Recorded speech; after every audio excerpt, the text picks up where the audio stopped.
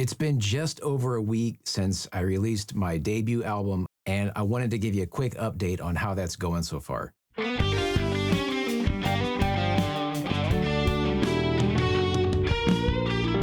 have been over 200 streams, most of which came from the St. Louis area and London, Ontario, where I have family, the West Coast out in California, and then here in Michigan. So that's primarily the listening audience right now. And I just wanted to extend a heartfelt thank you for everybody who checked out the album. What I find interesting about looking at the streaming data is that the 200 or so plays that the album has received are spread across the 4 songs that make up the EP. So what that tells me is the folks who checked out the very first song didn't go off running after that, or the second or the third song even, because the numbers are kind of split up evenly across all 4 songs that make up the EP.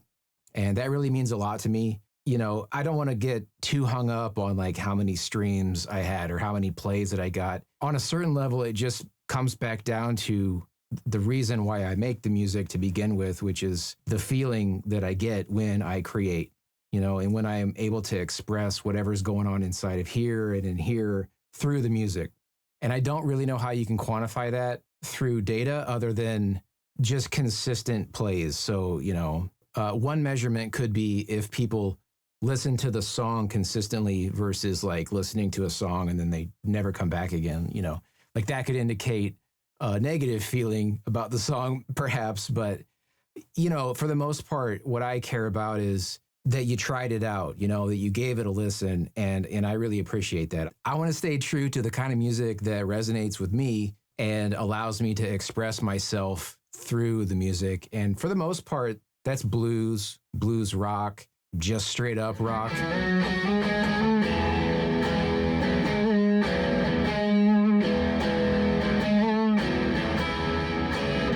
Interestingly enough, I don't always feel like I have to have this like elaborate, beautiful guitar solo necessarily. You know, like even the stuff that I listen to can be kind of repetitive.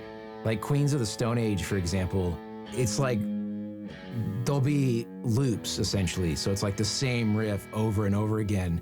And it just kind of goes on for a while. And I love that because, you know, I'm just kind of rocking out to it. And I don't really want much change to happen because I'm like really in that moment. I'm like really feeling the groove. And so I think a lot of my music probably mimics or emulates that style to some extent. But also I'm always trying to figure out like, how can I throw in some ear candy or what's like a weird effect I can just drop in just to kind of keep the listener interested. Sometimes that could be as easy as halftime, you know, so like the second time a verse is played, it's you know, a little shorter and then it goes right back into the chorus or something like that. So, and you'll hear that a lot in mainstream music. And I'm not inventing anything new here necessarily, but I'm definitely trying to play around with different approaches to the way that I write music. And what I'm looking forward to moving forward is being able to capture an idea and have the foundation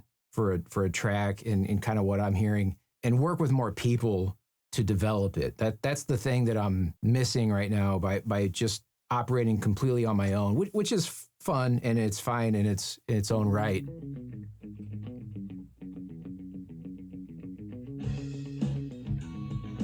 Funky.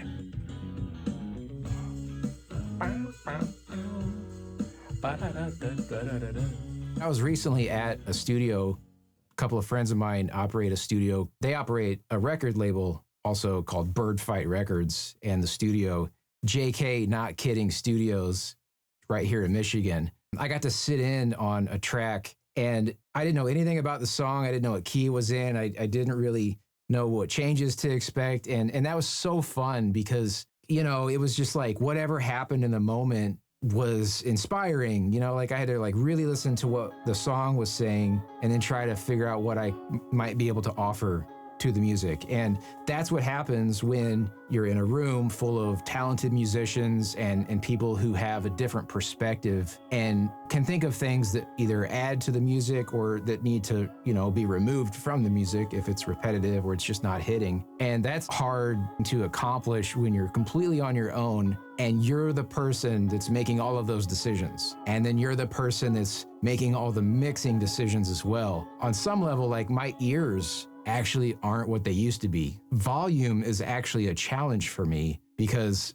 I have to turn stuff up louder than I used to. And I favor guitar parts, so, there's probably a little bit too much happening there a lot of the time with my early mixes. So being in a studio with actual mix engineers at the helm and a producer just kind of standing back and listening to what's going on and offering suggestions, and then just having other musicians come in and play different parts. It just makes the overall experience a lot better. Like if you look at any record in your collection today, there's a series of people that made that up. There's the engineer, the assistant engineer, the mixing engineer. Maybe the tracks were recorded in different studios. That's something I crave for sure. So I feel like my work here in the studio will be a combination of, stuff I create on my own and put out there and stuff that I feel like is reserved for that collaborative space, where I can work with other musicians and a producer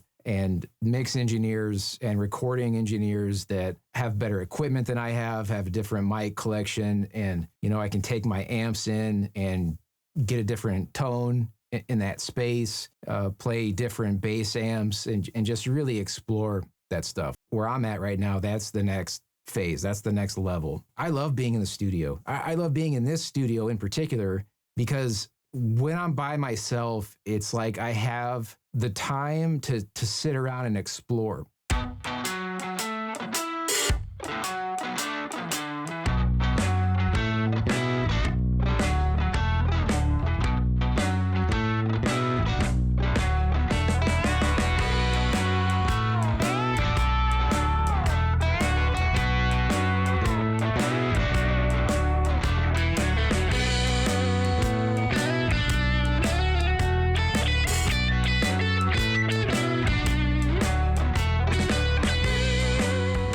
So like as I'm writing, I can play a part and loop it as many times as I want, and I don't feel like I'm bothering anybody. I'm not always great in the moment, and sometimes it takes me a while to process what's happening around me. And so I think in terms of being in a studio, in this studio in particular, that's one of the benefits. I can take as much time as I need to process what I'm hearing in my head and then try to figure out ways to create that sound on the guitar, on the bass with some weird synthesizer effect that, like a virtual instrument in Ableton Live, for example, or like just recording natural sounds and then manipulating them. So a lot of times, like I'll take my dog yawning or like a door closing or just leaves crunching or weird stuff like that. And like, I might reverse the clip or I might put a ton of reverb on it or I might EQ just like a certain part of it to highlight. I love doing stuff like that. Being in this studio allows me to explore the music from that perspective. I'm always going to continue to do that, but I definitely feel like all of that gets better when there are more people looking at it. And I feel the same way about writing, like if I write a story, there's going to be feedback I get from the readers who have a different perspective. Like they want the character to, move forward a little faster, like maybe this part drags, or maybe it didn't make any sense at all. When I'm writing, it made sense, and that's why I wrote it. And then when I read it back, I'm hearing my own story, and I'm seeing it because I'm the creator. And so having a different set of eyes on that story is always going to make it a little better. I'm not always going to take every piece of feedback that I get, but every piece of feedback I get is information. From my perspective, it's all about making the art better. Whether I'm writing a song or a story or an email that goes out at work, if it's not hitting the mark, I want to improve it. So as much as it feels rewarding to create, I also feel like it's important to know when something is done, when something needs more work, when something needs more space. and I should step back from it for a little while and give it the space that it needs to grow and develop. The art to me is just about my need to communicate something. And Trent Reznor talks about this, and Charles Bukowski talks about this in his own writing. Trent Reznor said something like, I felt like I had something worth saying. And that's something I can relate to. There's always something I feel like is in here that just needs to come out. Why do I get to say it? Like, why shouldn't I say it? Why me instead of somebody else? I battle with those questions, like from an internal critic standpoint, just like anybody else would. I'm not going to let it hold me back. That fear of judgment, the criticism.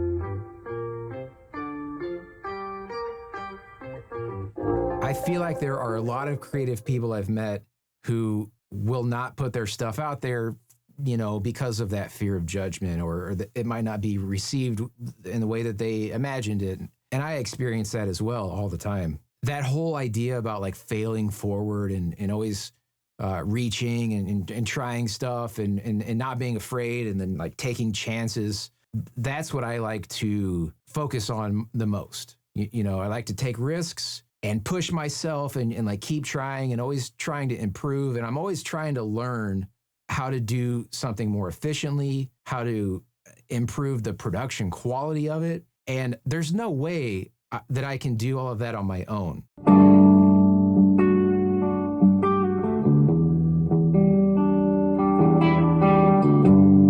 I'm always learning from somebody I look up to, That's one thing I enjoy about listening to other people's music. When I listen to an album and it leaves me wondering, how on earth did they make that happen?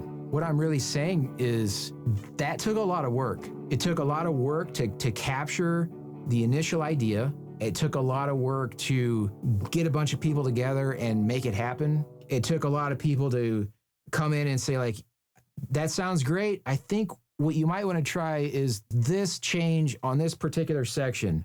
For the artist to be open to hearing that and to try it out, and maybe it works, maybe it doesn't work. Oh, you do that 2 more times. Okay, that's what it is here. There's actually 2 more of these at the end of this. That makes sense. So when I hear something that's completed, and I'm like, oh, that was such a great album, all that stuff is running through my head, and I feel like there's a lot of solo artists out there. And one thing I try to keep in mind when I hear a solo artist is that solo artist is on the package, Gordon Benny, joined by whoever happened to play drums, and maybe there's like a string part, maybe there's a background chorus section happening. There are so many decisions made by the mix engineer who can figure out how to bring a vocal forward, to figure out how to make an effect stand out, to have the guitar part separate from whatever else might be interfering with that frequency if somebody else were to mix that same track. So there's an art form, not just with the performance, not just as the musician is laying down the music, but like everything that happens after that. And for me, the only way to learn how to do that stuff is to go out and do it. And the more I do it, the more I'm going to study and read more. I read a lot of knowledge articles. I take little online academies, So there's always ways to rethink something that you thought you understood a certain way and realize that there's this whole other world around it. That is very inspiring to me when I have those moments of inspiration. And I look at this content that people put out and I think, wow, you've been at this for a really long time and it's paying off.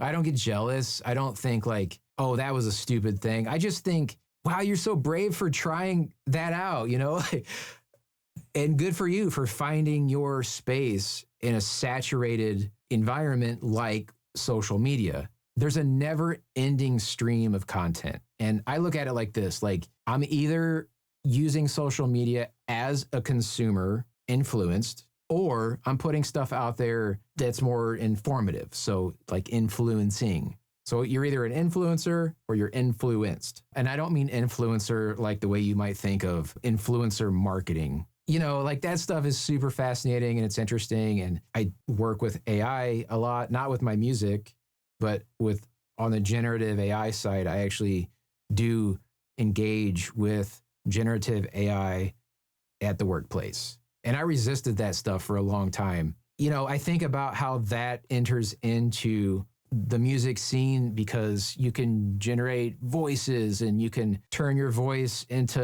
like 5 different voices in a harmonized way. Like AI is pretty wild. And I don't have any resistance to it. And if I sat down and listened to a song and I was really digging it and you were like, yeah, that whole thing was generated by AI, I wouldn't even feel upset about it. I'd be like, that's cool. It's not what I want to do. It's not what I want to do with my music. I enjoy having to find a way to express what I can't express with words in person through just writing, and need that connection between, you know, playing the instrument and then the audience like hearing it. There's a symbiotic relationship between the performer and the audience members. Deep down in your soul.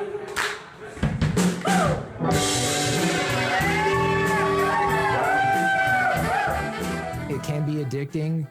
It's something that you can crave and seek. And that's probably why a lot of musicians do well on tour and playing live shows. There's no way to replicate that through artificial intelligence. So that you know, I'm not worried about AI taking over. And even when it comes to things like mixing and mastering, there's still no way, at least in my opinion, to replace a human with real world experience and knowledge of the equipment they're using to get a certain sound.